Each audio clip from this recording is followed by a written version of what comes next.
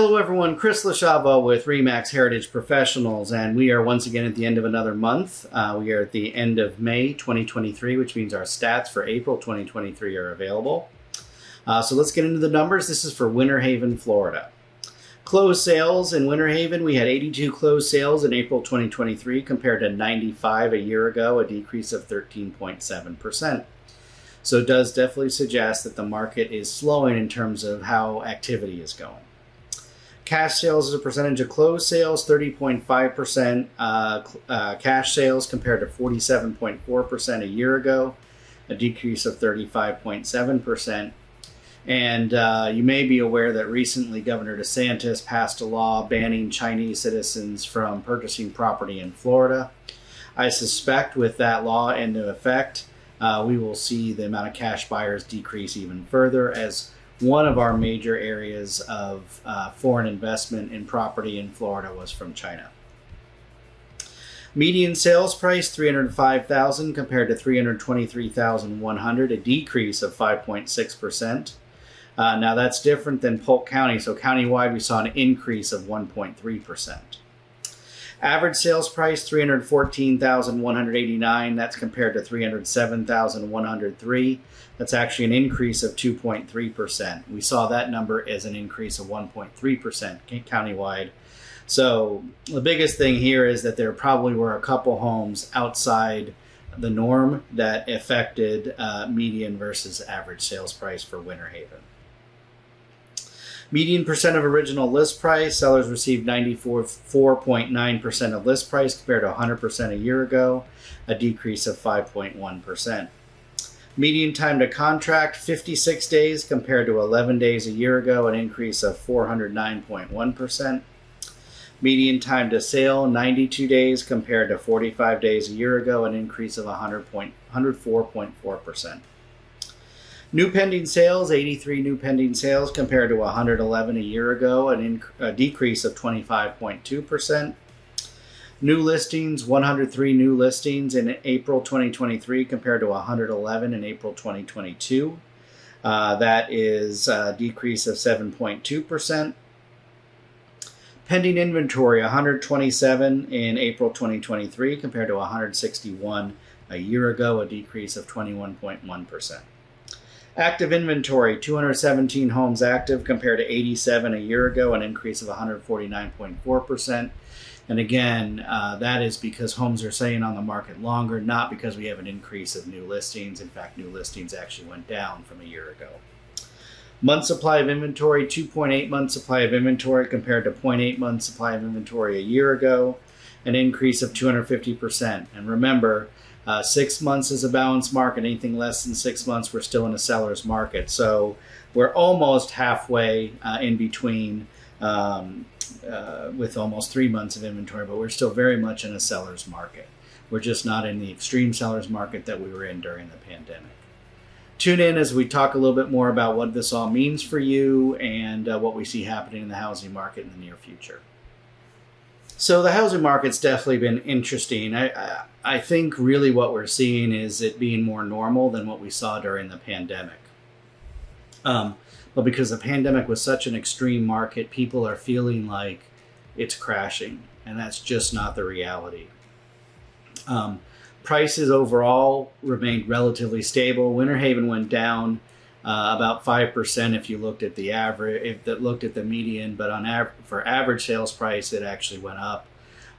So I'd still say we're looking at moderate price gains overall. Countywide, it was 1.3%. The reality is that the housing market can best be defined as, despite high mortgage rates, I know in the last week they went back up over 7% again. Despite those high mortgage rates, demand is still there. So the desire to own a home is outweighing the higher mortgage rates. I think people have recognized or come to realize that the 3% we saw, 2.5% we saw during the pandemic was abnormal. That's not something they should expect or wait for. And so they realize that from a historical context, 6% really isn't that bad. And so people are still out there looking at the market. The problem with the market is that in the end, there just isn't that much inventory. So, and in fact, I think what we're going to see overall is inventory is going to continue to decrease. And the reason for that is the people that purchased their homes during the pandemic that have those 2.5%, 3% interest rates aren't going to sell. Even if the home no longer meets their needs, in a lot of cases, many people are not willing to give up that 2.5%, 3% mortgage for a 6.5%, 7% mortgage, because their buying power is significantly going to be impacted. Now, having said that, they also probably don't realize they have a lot of equity because their home values increase, especially if they bought right before the pandemic. Their home prices may have doubled. And so they may be able to use that equity to buy down, to put more money down. And so they may even still be able to have maybe a slightly higher mortgage payment every month, but a significantly bigger house. But I think a lot of people haven't factored the equity piece into the equation yet. They're looking at 2.5% or 3%, comparing it to 6.5%, 7%, and saying, no way, I can't make that trade. And so I'm going to stay in a house that doesn't suit me. So until we see those home buyers decide to start selling, the resale market is going to be pretty stagnant in terms of seeing new listings or a flood of new listings.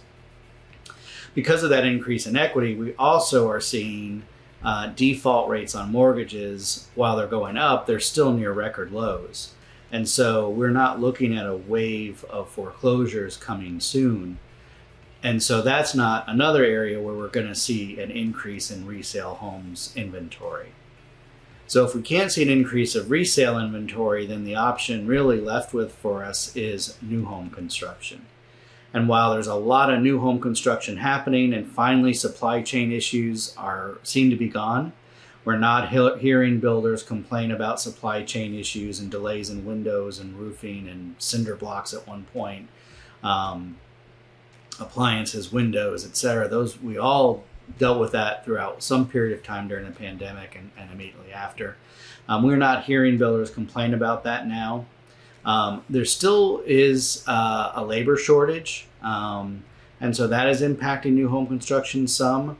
But builders are pretty bearish on this market. They're pretty excited about, bullish on this market, I should say. They're pretty excited about what the market looks like for a new home builder because there's a lack of resale inventory. So they are building. They're offering some incentives, which a lot of the bigger builders can afford to do, to help offset the higher mortgage rates, and they are selling homes relatively quickly. And they want to keep the momentum going. So if I were a home buyer out there right now, I would really seriously consider looking at new home construction.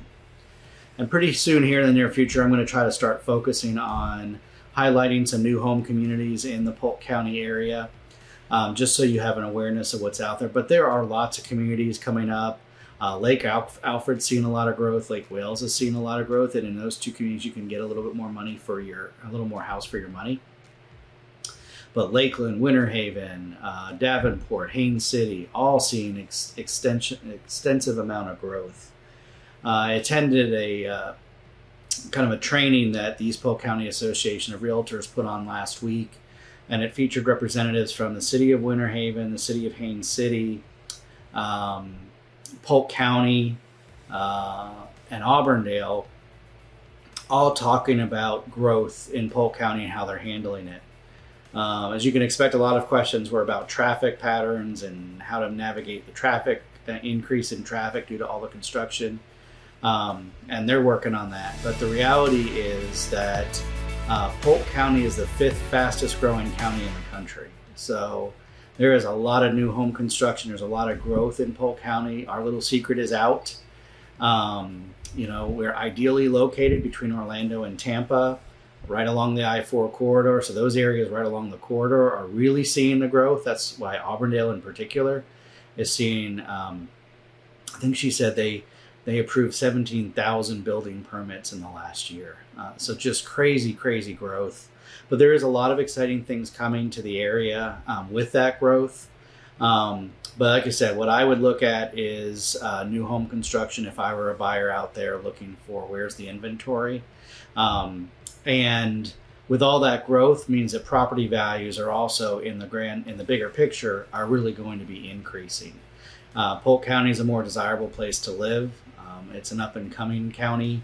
And so we're going to only see property values continue to increase as it becomes more and more popular and more people want to live here.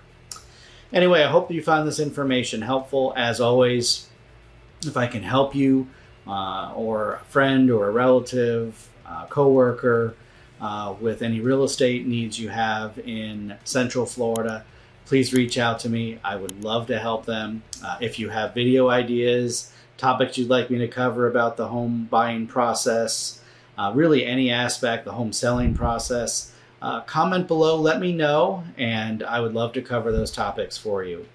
And remember, I want to make your home buying and selling experience an epic one. Have a great day, everyone.